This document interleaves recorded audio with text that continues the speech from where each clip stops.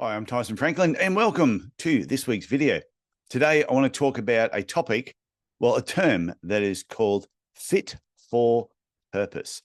And this came about, I had a coffee meeting with a friend of mine in Cairns, Dean Hawkins, who is a retired firefighter. And we were talking about the term fit for purpose. We're talking about another term as well, like where your trade, but I'm going to keep that for another video. But in this fit for purpose, we were talking about, he was explaining how there's different hose sizes, 90 mil, 38 mil, 50 mil, and I think there were other ones that went up to 64. Depending on what it was you were trying to do in a particular fire would determine which hose diameter you would go for, which makes sense. You're trying to put out a fire. Which hose is fit for purpose? What is it you're actually trying to do? So I looked up the term fit for purpose to get a bit of a definition. It says, fit for purpose is the term that describes a quality of products or service, processes, or information that meet the expectations of stakeholders. So I'm going to give two examples in podiatry. One is when we're selecting certain instruments. If we were doing nail surgery, we all know as podiatrists, we use a Thwaites, I always find that hard to say, Thwaites nail clippers, flat bottom, there's a sharp top, and the top cuts the nail, and the flat part is like a supporting base. I remember watching a GP once doing nail surgery, doing a wedge resection, just using a scalpel. And the patient was there, gave him an injection, about 15 of them, because the toe wouldn't go numb because he was doing it wrong. And I saw the doctor get the scalpel, jam it in the top of the toe, and just rip the 15 blade down the nail. And I just sat there in horror watching this thing. And then him grabbing just a pair of forceps and just not twisting it gently how we do it, just reefing this thing out. And even the patient said to me, "Are you okay? You don't look well." And I said, "Oh, it's not that I don't feel well. I'm just horrified what I just saw." That just goes to show when you're doing nail surgery, that Thwaites nail clippers are fit for purpose. They're designed to do a specific task. A 15 blade is also designed for doing other tasks, but not nail surgery. How does this relate to team members? And I think this is this is so important. When you're employing someone to work in your podiatry business, they must be fit for purpose. What is it you specifically need them to do? What is your business all about? And will that person fit into your business? I'll give you a perfect example. When I was employing someone, especially I employed a lot of new graduates. I love working with new graduates because their enthusiasm was infectious and I could train them the way that I wanted things done. When someone applied for a job with me, one of the questions I would ask them is, what do you love most about podiatry? And they would tell me about all the things they loved about podiatry, which was great. That was what the question was. But if they said to me, "Oh, I like high risk feet, diabetes, wound care," I go, "Okay, yeah, that's great." But that's not what I was after.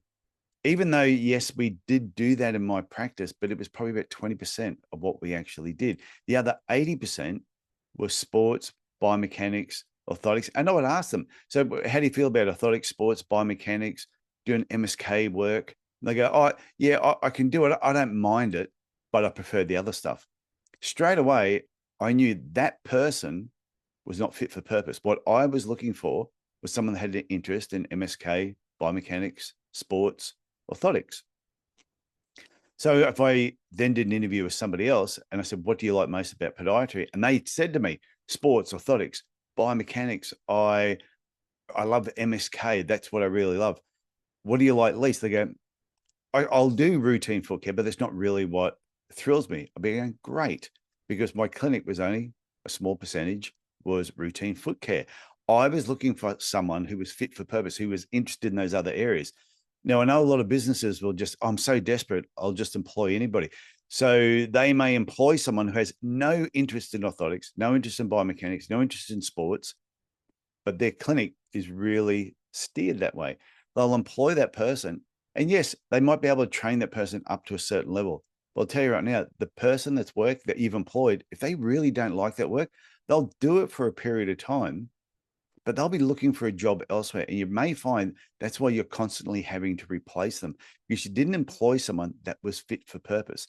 If you can find someone who really enjoys a particular part of podiatry and your business is targeted towards that area, the person you employed is fit for purpose. They will help you get the job done. So just keep that in mind with everything that you're actually doing. And this even applies to when you're looking for a location for your podiatry clinic. This has come up recently with a few people I've been talking to where they're looking at new premises.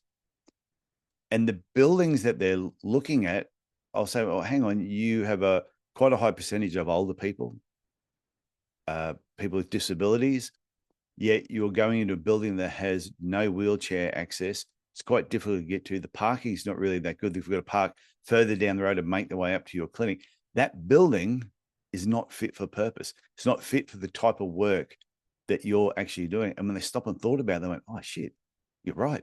It's not fit for purpose.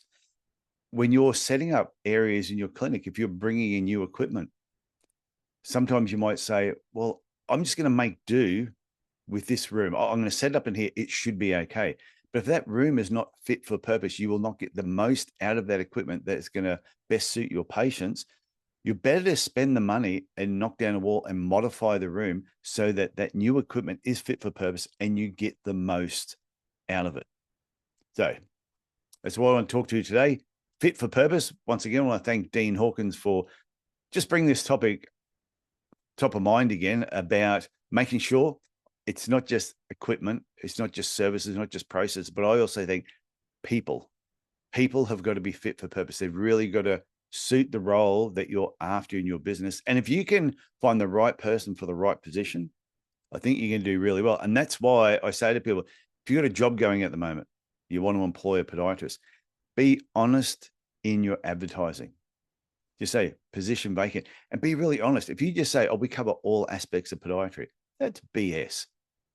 If 90% of your work is routine foot care and 10% is biomechanics, sports and orthotics, then saying we cover all aspects of podiatry is BS.